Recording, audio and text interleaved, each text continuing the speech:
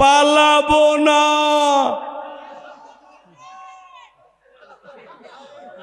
বলবো মন্ত্রীরা সব কোথায় গেল, এমপিরা সব কোথায় গেল, কোথায় কাদের কাকা, ওদের সারা দেশটা বড় লাগে ফাঁকা ফাঁকা।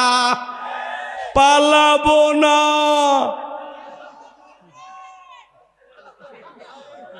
বলবো চলবে চলবে।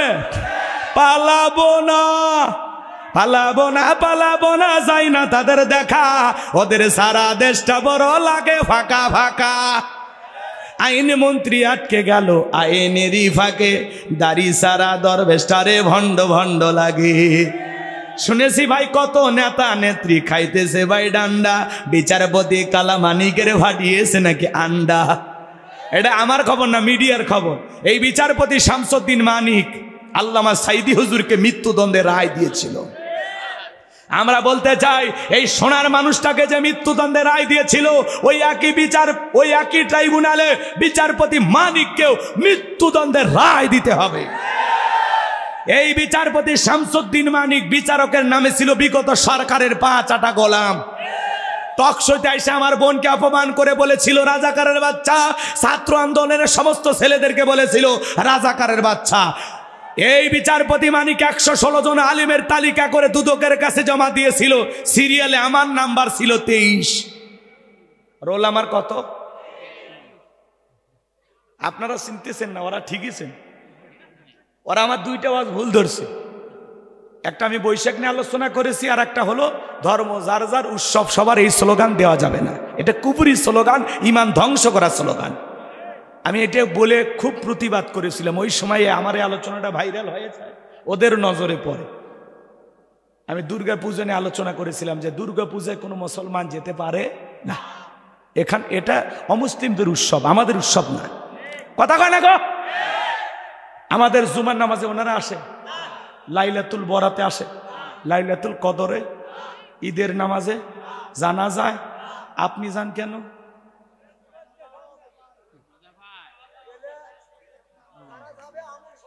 বউ বাচ্চা সহ। আচ্ছা বলেন তো, গাছ যার ফল সবার মানবেন?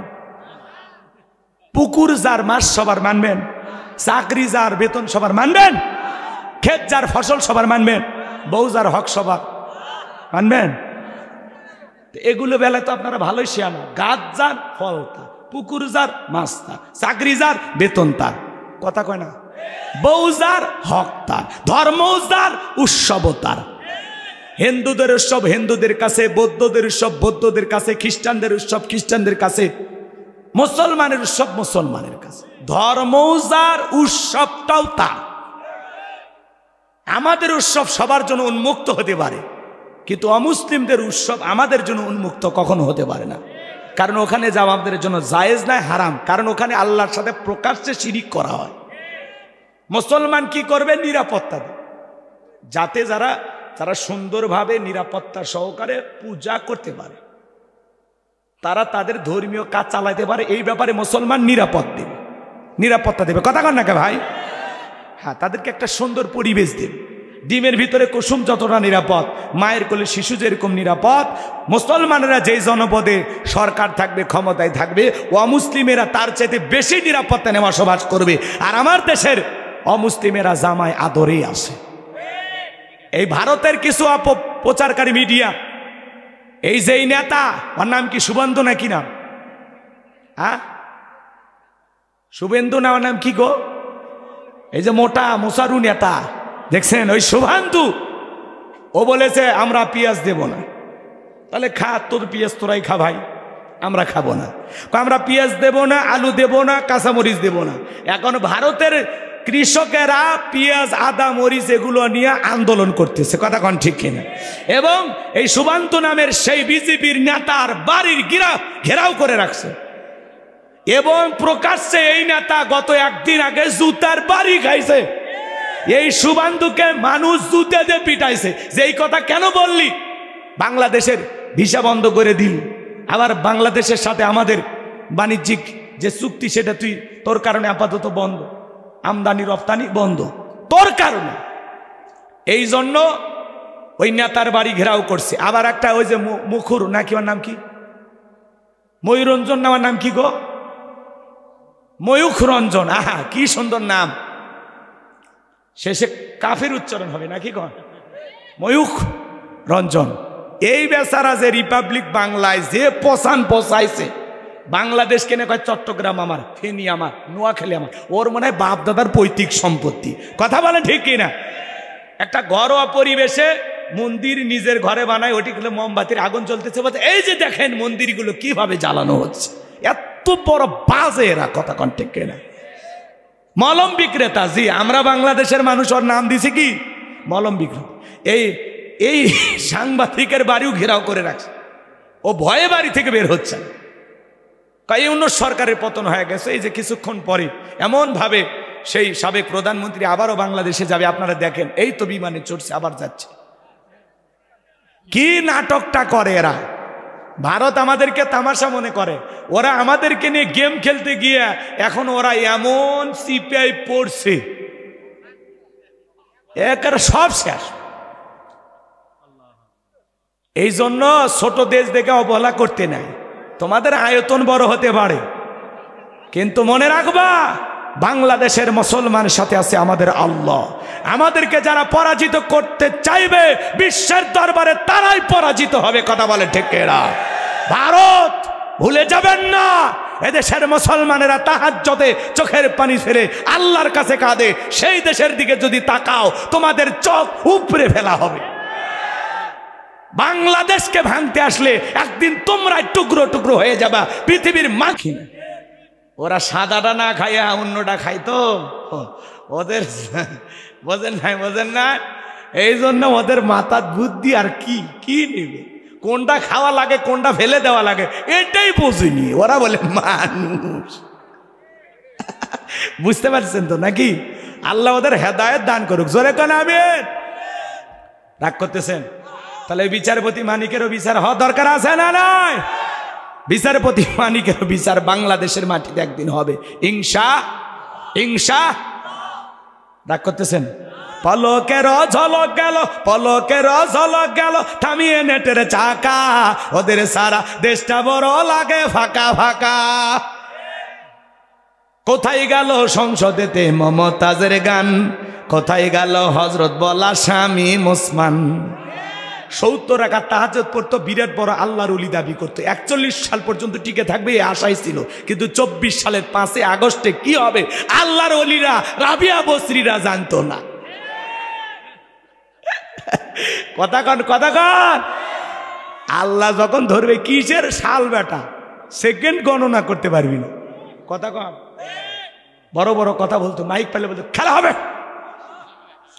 হবে, পুরো বাংলাদেশের মাঠ পড়ে আছে, কিন্তু ওই পাক্কা খেলোয়াড় না। এরা তো পাক্কা খেলোয়াড় না, এরা পাক্কা দুর্নীতিবাজ, যারা দেশটাকে চুষে খেয়েছে, একেবারে দেশের অস্তিত্ব রাখেনি। এরা মানুষ, একটা দেশের যে এইভাবে দুর্নীতি মানুষ করতে পারে এটা বিশ্বাস হয়।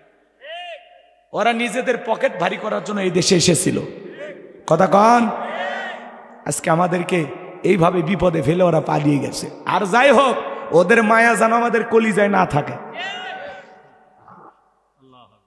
অনেকে এখনো মহব্বত দেখায়, যার বেশি মহব্বত 10 দিন আয়না ঘরে থেকে আসেন, সব ঠিক হয়ে যায়। কথা কন ঠিক কে না? আমার ভাইরা, আমি কি কথা বলবো নাকি দোয়া করে দেব?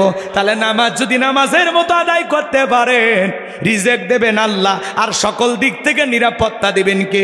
ভারত চোংরা গায়ে লাভ হবে না। সিজদার মতো সিজদা দিলে আসমান থেকে আল্লাহ তাআলা আপনাকে আমাকে নিরাপত্তা দিবেন। ভারত কেন, পৃথিবীর সব শক্তি এক জায়গায় হও, বাংলাদেশের মুসলমানের কিছু করতে পারবে না। এই বিশ্বাস আমাদের থাকা লাগবে। এর নামই তাকওয়া। গেছে এগুলো নিয়ে আমরা সমালোচনা করব, পারলে দোয়া করব। তার সে নামাজ পড়ছে, নামাজ থেকে বের হয়ে আসলে কল্যাণপুর বাজারে বসে চা খাও। কথা কয় না গো? ঠিক আছে, কাউকে নিয়ে সমালোচনা করবেন। যুবক বয়সে একটু দাঁড়িয়ে রাখছে, ওইটা নিয়েও সমালোচনা। হ্যাঁ, চ্যাংরা বয়সে বুড়ের ভাব ধরলি। কথা কয় না গো? এরকম আছে না ভাই? যুবক বয়সে একটু দাঁড়িয়ে রেখে বউ নিয়ে ঘুরতে গেছে, কয় ভাবি আসসালামু আলাইকুম, সাথে চাচার খবর কি? বউ বাড়িতে এসে রাগ করে, তোমার সাথে বাইরে যাওয়া যায় না, আমারে ডাকে ভাবি আর তোমার ডাকে চাচা। যে বউ নবীর সুন্নত দাড়িকে মোহাব্বত করে না, ওই বউ আপনাকে 100% ভালোবাসা দিতে পারে না। কথা বলে ঠিক কেনা? আমরা এই দাড়ি কেন রাখছি? মদিনাওয়ালাকে মোহাব্বত করে রাখছি। টুপি খোলা যায়, জুব্বা খোলা যায়, দাড়ি এমন একটা সুন্নত 24টা ঘন্টায় মুখে লেগে থাকে। দাড়ি হলো পুরুষের সৌন্দর্য। আমরা তো এই দাড়ির ভিতরে মদিনাওয়ালার প্রেম খুঁজি। কথা কয় না? আমরা আশরাফুল মাখলুকাত, আল্লাহকে আমাদেরকে না খাওয়ায় রাখবে না। রিজেক্ট দেওয়ার একমাত্র মালিক আমার আল্লাহ রাব্বুল আলামিন বলেন, ওয়া মা মিন দাব্বাতিন ফিল আরদি ইল্লা আলাল্লাহি রিজকুহা। সূরা হুদের ভিতরে আল্লাহ পাক জানিয়ে দিলেন, এই পৃথিবীতে এমন কোন বিচরণশীল প্রাণী নাই যার রিজেকের ব্যবস্থা আমি আল্লাহ আসমান থেকে করি না। ওই আটলান্টিক মহাসমুদ্রের 33,000 ফিট গভীর অতল পানি নিচে থাকা ছোট্ট একটা প্রাণী, তার রিজেকের ব্যবস্থাও আমি আল্লাহ আসমান থেকে করি। বলুন সুবহানাল্লাহ। তাহলে রিজেক দেবেন কে? আল্লাহ বলে, বান্দা নামাজ যদি নামাজের মতো আদায় করতে পারো, ইবাদত যদি ইবাদতের মতো হয়, 1 নাম্বার আমি আল্লাহ তোমাদের জন্য রিজিকের ব্যবস্থা করে দেব। আর 2 নাম্বার হলো সকল ভয় থেকে আমি আল্লাহ নিরাপত্তা দেব। ভয় আছে না নাই? আপনি বিকাশের দোকানদার, 2 লাখ টাকা নিয়ে কাহালু বাজার থেকে আসবেন কল্যাণপুর, মনে মনে ভাবতেছেন আল্লাহ রাত এখন 2টা বাজে, টাকা নিয়ে বাড়ি পর্যন্ত যাইতে পারবো নাকি ছিনতাইকারী ডাকাতের কবলে পড়ে টাকা যান 2টা হারাবো? ভয় আছে না নাই? প্রতিদিন ছিনতাই হচ্ছে, ডাকাতি হচ্ছে, চুরি হচ্ছে, দুর্নীতি হচ্ছে। কথা কয় না? আপনাদের এলাকায় হয় না? তাহলে এই সমাজের চুরি, দুর্নীতি, টেন্ডারবাজি, চাঁদাবাজি যদি বন্ধ করতে চান, এই সমাজে লাগবে কার আইন?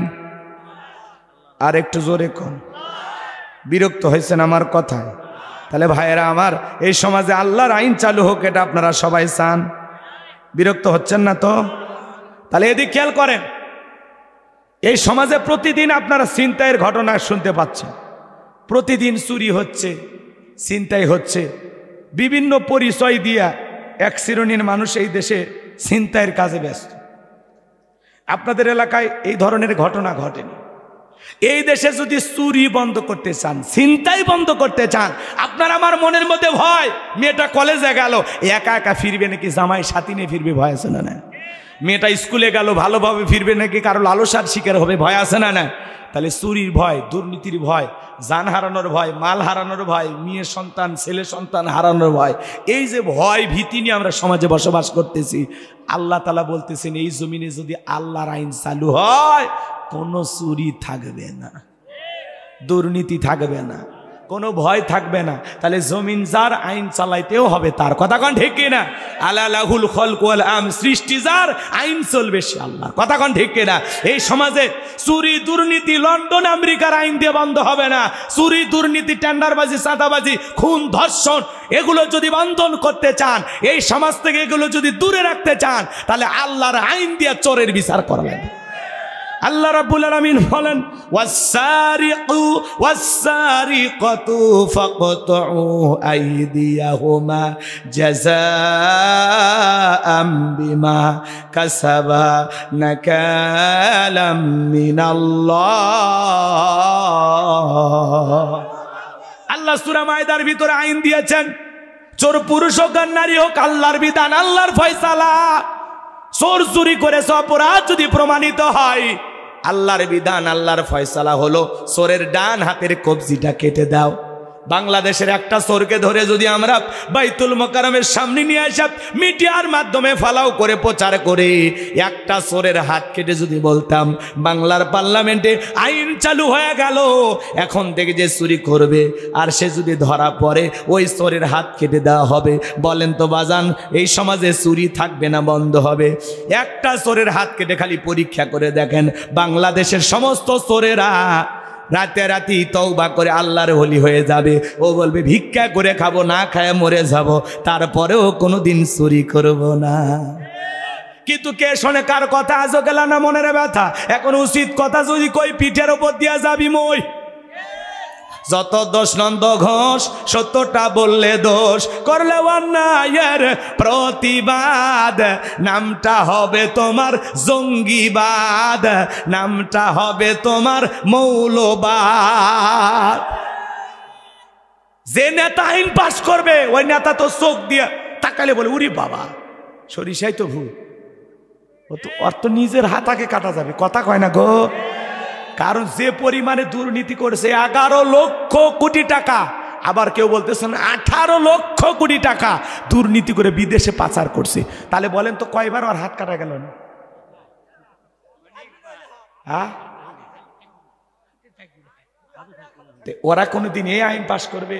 ওরা তখন বলে না এগুলো 1450 বছরের আইন, ব্যাকডেট, এগুলো চলে না। এই আপডেট জামানা, স্মার্ট জামানা ওই আইন চলে না। আরে বাটা চলে কিনা খালি টেস্ট করে দেখ, একদিন দেখ, একদিন তোর পায়ে হাত দে, আনা আয় আয় তোর পায়ে হাত দে, একটা দিন খালি টেস্ট করে দেখ আয়। বাংলাদেশের এত বাহিনী লাগে চুরি, দুর্নীতি, ধর্ষণ, চাঁদাবাজি বন্ধ করতে, কথা কয় অলিতে গলিতে আবারও বলে চাঁদাবাজি শুরু হয়েছে। কি দেশটার কি পাইছেন আপনারা? আর কি খাবেন? আছে কি? ওরা রাখছে টাকা রিজার্ভ সিবিএ খায়া শেষ করছে। 93 বিলিয়ন ডলার ঋণের বোঝা চাপায় এদের চলে গেছে। আসেন না মিলেমিশে শুরু করি, নতুন ভাবে শুরু করি। ওরা যেমন ছিল আমরাও যদি তেমন হয় তাহলে ওর মধ্যে আমার মধ্যে পার্থক্য আছে? ওরা লুটে পুটে খাসে, দুর্নীতি করে বিদেশে পাচার করছে, কথা কর। এই জন্য এই সমাজে যদি শান্তি পেতে চান আল্লাহর আইন চালু করা ছাড়া এই জমিনে শান্তি আসবে না। মানুষের তৈরি করা নিয়ম নীতি দিয়ে, আইন দিয়ে এই জমিনে কষ্টিন কালেও শান্তি প্রতিষ্ঠিত করা সম্ভব হবে না। এই জমিনে যদি শান্তি প্রতিষ্ঠিত করতে চান লাগবে কার আইন? এই জমিনে আল্লাহর আইন চালু হোক। কারা কারা চান হাত তুলে দেখান তো, লিল্লাহে তাকবীর। জমিন যার আইন চলবে তার, কথা বলেন ঠিক কিনা? হাত নামান, হাত নামান। আজকে যে এমপি মন্ত্রীরা দুর্নীতি করেছিল 5 কোটি 10 কোটি টাকা দামের গাড়ি গ্যারেজে পড়ে আছে, মন্ত্রী নাই। একটা সরকারের এইভাবে পতন হয়, একেবারে প্রধানমন্ত্রীর থেকে শুরু করে এমপি মন্ত্রী, আমলা কামলা, মামলা হামলা যা ছিল রে ভাই, গায়ক নায়ক শিক্ষক কর্মচারী আর পিয়ন থেকে শুরু করে কেউ বাদ নাই, সব পালাস। মসজিদের খতিব পর্যন্ত পালাস। কথা কন, কথা কন। এর নামই ঈমান, এর নামই আল্লাহর ভয়। আল্লাহর ভয় যদি দিলে থাকে, আল্লাহকে যদি বিশ্বাস করেন, আল্লাহর উপরে যদি তাওয়াক্কুল করে থাকেন, তাহলে মনে রাখবেন সকল দিক থেকে আল্লাহ আমাদেরকে নিরাপত্তা দেবেন ইনশাআল্লাহ। আল্লাহ রাব্বুল আলামিন বলেন ফাসল্লি লিরাব্বিকা ওয়ানহার। 1 নাম্বার হলো রবের উদ্দেশ্যে সালাত আদায় করা। নামাজ হবে একমাত্র কার জন্য? লোক দেখানোর জন্য নামাজ পড়লে হবে না। ফাওয়াইলুল লিল মুসাল্লিন আল্লাযীনা হুম আন সালাতিহিম সাহুন। হতভাগা সেই সমস্ত নামাজি, দুর্ভাগা সেই সমস্ত নামাজি যারা লোক দেখানোর জন্য সালাত আদায় করে। লোক দেখানোর নামাজি কারা বলবো না? থাক, লোক দেখানো নামাজি নাই। হঠাৎ করে এক জায়গায় মানুষ মরে গেছে, ঘোষণা হচ্ছে অমুক মারা গেছে। তখন বলতেছে বউ পাঞ্জাবিটা ধুয়ে দি, মানুষ মারা গেছে, জানাজা যাওয়ালে। ফজর কিন্তু পড়েনি, জানাজা পূর্বের যায় দেখে আগে জহরের 4 রাকাত হুজুর নিয়ত বাজছে, জহরের 4 রাকাত ফরজ নাই। তখন চিন্তা করলো যেহেতু জানাজা পূর্বেরই আসছি, তাহলে জহরের 4 রাকাত পড়ি, আল্লাহু আকবার। ও কিন্তু জহর পড়তে যায়নি, ও গেছে জানাজা পড়তে। এ কথা কয় না গো, এটা হলো লোক দেখানো নামাজ। এটা কি? নতুন বিয়ে বাড়িতে বেড়াতে গেছে, গল্প করতে করতে হঠাৎ করে আজান হচ্ছে। তখন বলতেছে বিয়ে আমি ত্রিপল হাজি 3 বার হজ করছি, নামাজ পড়া লাগবে, আপনি থাকেন। তখন বলতেছে বিয়ে আমরা তো একেবারে অমুসলিম না, আমরা পড়ি মাঝে মাঝে সারি, চলেন আজকে যাই। মানে বিয়ে এর চাপে পড়ে তালে পড়ে নামাজ পড়ছে। ওটা হলো কি? লোক দেখান। নতুন জামাই শ্বশুর বাড়িতে বেড়াতে গেছে, দেখবেন নতুন জামাই যখন বিয়ে করে শাশুড়ি কিন্তু ধমক দেয়, যাও তো জামাই, যাও তো মসজিদে যাও, সবার সাথে সালাম কালাম দাও, মুরব্বীর সাথে ভালো ব্যবহার করো। নতুন জামাই কিন্তু এসে 2-4 দিন মসজিদে নামাজ পড়ে। এরপরে যখন 2-4 বছর পুরাতন হয়ে যায়, 2-4টা বাচ্চা কাচ্চা হয়ে যায়, ওই জামাই সিগারেট টানতে টানতে গ্রামে ঢোকে। কেরে মফিদুল তোর নামাজ গেল কুটি? এই হলো লোক দেখানো নামাজ। কথা কি বুঝতে পারতেছেন? তো আমার দেশে নামাজি আছে 5 রকমের। 5-এর নামাজি, 7-এর নামাজি, খাটের নামাজি, ঠাটের নামাজি, ভোটের নামাজি। মানে বুঝলেন না? নিয়মিত যারা 5 ওয়াক্ত সালাত, আল্লাহর হুকুম সঠিকভাবে পালন করে, খাঁটি মুমিন মুত্তাকি বান্দা যারা, এরা হলো পাঁচের নামাজি, মানে নিয়মিত যারা 5 ওয়াক্ত সালাত প্রত্যেক দিন আদায় করে, এরা হলো পাঁচের নামাজি। এরা কি? আর 7 দিন পরে পরে যারা জুমার নামাজ পড়তে যায়, এরা হলো 7-এর নামাজি। 7 দিন পরে জুমার নামাজ পড়ে যায়, মসজিদে টাইসে বালু থাকলে হুজুর টাকাটা হালাল করে নেয়, এ কি মসজিদের বালু, খালি খাচ্ছেন আর বলার মতো মোটা হচ্ছে, মসজিদের খবর রাখছেন। আচ্ছা, মসজিদের টাইসের বালু পরিষ্কার করার দায়িত্ব কি হুজুরের বাপের? সব দায়িত্ব কি হুজুরের? একে হুজুর দিয়ে আজান, ইমামতি, খাদেমগিরি, বেতন 3000। কত বড় জুলুম, কথা কন না কে? সভাপতি এসে কইছে হুজুর ছেলে চাকরি পেয়েছে, দোয়া করেন, দোয়া করেন হুজুর। হুজুর এবার দোয়া ধরে কয়, আল্লাহ আল্লাহ সভাপতির ছেলে নাকি চাকরি পাইছে, আল্লাহ আমার বেতন যেমন সভাপতির ছেলের বেতনটাও যেন তেমন হয়। যেই দোয়া করছে সভাপতি হুজুর দোয়া ব্রেক করেন, আর বললেন না, আপনার কাছে এই দোয়া চাইছি বেতনের, আর আপনার বেতন যা আমার ছেলের বেতন তাই, এই হবে চলবে? তখন হুজুর বলতেছে আমার চলে আপনার চলবে না কেন? কচ্ছে আপনাদের বেতনে বরকত আছে। কথা কয় না গো? এরকম আছে না ভাই? এই হলো সমাজের অবস্থা।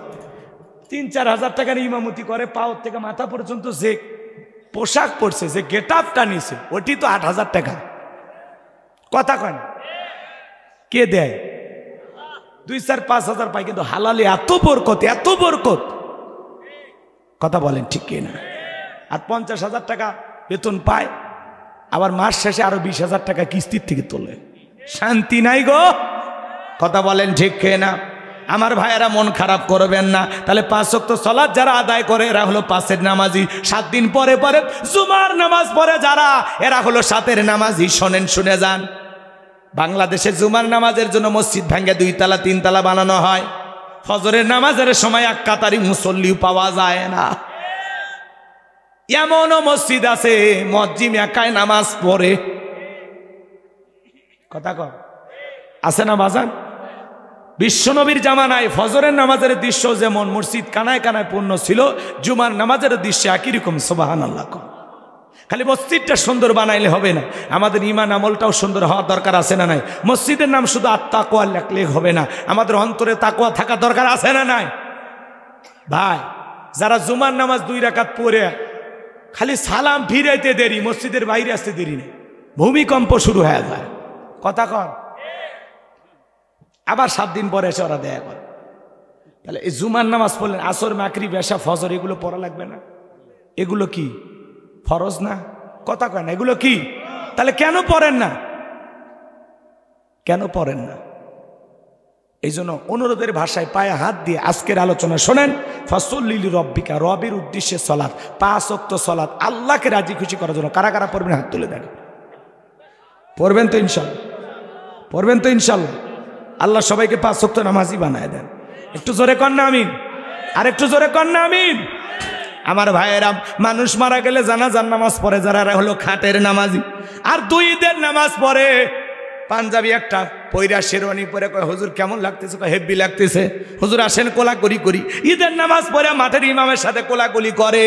হুজুর কানে কানে বলে ভাই রোজা কয়টা? বলে হুজুর ব্যবসায়িক চাপে একটা রোজাও রাখিনি, তারাবিও পড়িনি, কিন্তু ইফতার খাওয়া মিস করিনি।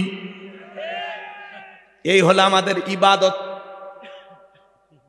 আর যখন নির্বাচনের সময় আসে, নেতা ভাষণ দিতে, ভাইয়ার আমার, আগামীতে যদি আমাকে নির্বাচিত করতে পারেন, বাঙ্গি মার্কায় যদি ভোট দিতে পারেন, এই বাঙ্গির বিচ্ছি ঘরে ঘরে পৌঁছে যাবে। আপনাদেরকে গ্যাস দেব, বিদ্যুৎ দেব, আর উন্নয়নের নামে ভোট। কথা কন, কথা কন।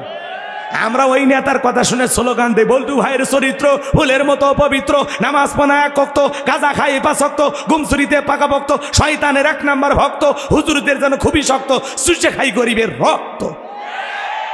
পোস্টারে লেখা আছে গরিবের বন্ধু, ভোট দিয়ে দেখেন গরিবের কয় নম্বর শত্রু। এ কথা কন লেখা। একটা বয়স্ক ভাতার কার্ড দিবের গেলে 2-1 হাজার খায়, এরকম চেয়ারম্যান মেম্বার আপনাদের এলাকায় নাই, ওটা ভারতে আছে। রাগ করতেছেন? এই জন্য ভাই শোনেন, যাত্রার পিছনে স্লোগান দেওয়া যাবে না।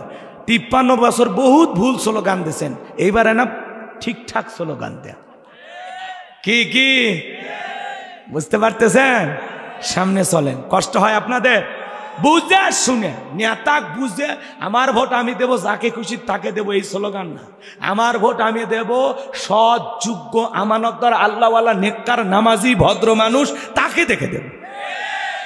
যেই নেতা মসজিদে ইমামতি করার যোগ্যতা রাখে, ও সমাজেরও নেতা হওয়ার যোগ্যতা রাখে। মনে থাকবে তো ইনশাআল্লাহ? ভালো মানুষ দরকার আমাদের, ভালো মানুষ যারা দুর্নীতি করে না। কি কথা ক্লিয়ার? চলেন বাজান সামনের দিকে যায়। বড় আফসোস লাগে, ওই যে শিল্পী আইনুদ্দিন আজাদ একটা গান গাইছিল, শুনছেন আপনারা? আমি কি 1 মিনিট বলবো? রাগ করবেন না তো? গরম ভাতে বিলাই বাজার, উচিত কথায় মা ওই বেজার, কইতে গেলে কি 30,000 মনে লাগে ভয়, আমরা গরিব হামা গরব দেখার মানুষ কেউ না। আরে ক্ষমতাতে যেতে পারলে জীবনে একবার, গাড়ি বাড়ি হতে রে ভাই দেরি হয় না তার। নির্বাচনের আগে সাইকেল কেনার টাকা নাই, আর নির্বাচনের পরে খালি বগুড়ার বাড়ি না, ঢাকা তো বলে বাড়ি করছে, টাকাকে জিবরাইল দিছে। এত নামাজ পড়ি জিকির করি, কই দেয় না গো, কথা কন নাকি? আরে ক্ষমতাতে যেতে পারলে জীবনে একবার, গাড়ি বাড়ি হতে রে ভাই দেরি হয় না তার। তাই তো মন চাই সব বেশিয়া ভোটেতে দাঁড়ায়, আমরা গরিব হামা গরক দেখার মানুষ কেউ নাই। আরে ভোটের আগে সান্দু চাচা কইলো হামাগে রে, এমপি যদি হতে পারি দেব গোলা ভরে।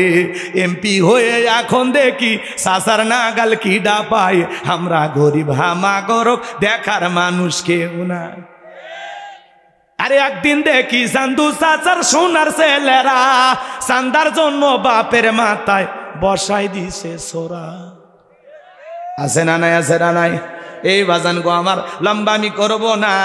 তাহলে ভোটের সময় যারা টুপি পরে হাজির হয়, কথা কয় না, পাঞ্জাবি পরে হাজির হয়, মুখে খোসা খোসা দাড়ি নিয়েও হাজির হয়, কি সুন্দর ব্যবহার, কি সুন্দর চেহারা, দেখে মায়া লাগে। আমরা বলতে চাই, নির্বাচনের আগে নেতা এসে যে কায়দা এলাকায় ঘোরাঘুরি করে, নির্বাচনের ভোট পাওয়ার পরে ওই কায়দায় এসে যদি ঘোরাঘুরি করত, ওই নেতাকে পরাজিত করার মতো শক্তি দুনিয়াতে কেউ ছিল না। কিন্তু নির্বাচনের মার্কা থাকে যে কয়দিন, আনাগোনা সে কয়দিন, অলি গলি এখানে সেখানে নেতা। রাস্তার ভিক্ষুক মহিলার হাতে 500 টাকা দিয়ে বলে, আপনি আপনি ভিক্ষুক না তো, আপনি আমার মা। আজ থেকে 52 বছর আগে আমি আমার মাকে হারিয়েছি, আপনার চেহারার মাঝে আমি আমার মাকে খুঁজে পাই। কি অভিনয় ভাই রে, ও তো নেত্রী না, অভিনেত্রী, কথা কর। এজন্য নেতাদের অভিনয়গুলো বোঝা লাগবে না, চালাক হন। আর কত বলবো? আর বলা যায়? আরো বলা যায় না, অল্পই ভালো, বেশি বললে ঘোলা হয়ে যায়। রাগ করতেছেন? তাহলে ভোটেরও নামাজি আছে। নির্বাচনের আগে নেতা বাপ রে বাপ, যারে তাকে তাকে আসসালামু আলাইকুম, আসসালামু আলাইকুম, আসসালামু আলাইকুম, সালাম দিতে দিতে খেজুর গাছ পর্যন্ত সালাম দিছে। কর্মীরা কয়, নেতা এ তো মানুষ না গাছ। কয়, আমি মনে করছি এটাও ভোটার। কথাক্ষণ ঠিক কিনা? এই হলো মানে হুঁশ থাকে না তখন। আজান হয়ে যায়, সমাবেশে বক্তব্য দিতে দিতে আল্লাহু আকবার, আল্লাহু আকবার। নেতা তখন বলতেছে, আজান হয়েছে, আমি মুসলিম, আমি নেতা নই, আমি মুসলিম, আপনারা থাকেন, আমাকে নামাজ পড়তে হবে। আর যারা আমাকে ভালোবাসেন, আমার ভোটার আছেন, চলেন আমরা নামাজ পড়ি। কর্মীরা বলে, নেতা ফজর। এই গোপন তথ্য কেন বলিস? সেই দিন খালি সমাবেশের কারণে বাধ্য হয়ে জোহর আসর পরে, কথা কন, নামাজ পড়ে। ভোটের জন্য নামাজ পড়ছে, মানুষের ইমোশন নিয়ে খেলে, মানুষের আবেগ নিয়ে খেলে। মানুষ মনে করে, দেখছু সমাবেশে বক্তব্য দিতে দিতে আজান হচ্ছে, নেতা আজানের সময় মাইক বক্তব্য বন্ধ করে কি সুন্দর নামাজ পড়লো, ই সাক্ষাৎ জিবরাইলের ভাই। ওটা যে অভিনয় সেটা তো আর বোঝেন। হ্যাঁ, বহুত ধোকা দিছে, বহুত না, চালাক হওয়ার জন্য ধাক্কা গুলো মারতেছি। আপনারা কি জাগছেন? জাগছেন? তাকবীর দেন, লিল্লাহে তাকবীর। তাহলে নামাজ হবে কার জন্য? আল্লাহর জন্য, আল্লাহ তাআলাকে রাজি খুশি করার জন্য 5 ওয়াক্ত সালাত আদায় করব ইনশাআল্লাহ। তাহলে ফাসল্লি লিরাব্বিকা ওয়ানহার, 1 নাম্বার রবের উদ্দেশ্যে সালাত আদায় করা, আর 2 নাম্বার ওয়ানহার। ওয়ানহার মানে কুরবানি করা। কুরবানি করা মানে কি? নিজের আমিত্বকে কুরবানি করা, অহংকারকে কুরবানি করা, নিজের ভিতরে থাকা পশু সুলভ আচরণকে কুরবানি করা, দেশের জন্য নিজের জীবনকে কুরবানি করা, ইসলামের জন্য নিজের জানমাল সব কিছু কুরবানি করা।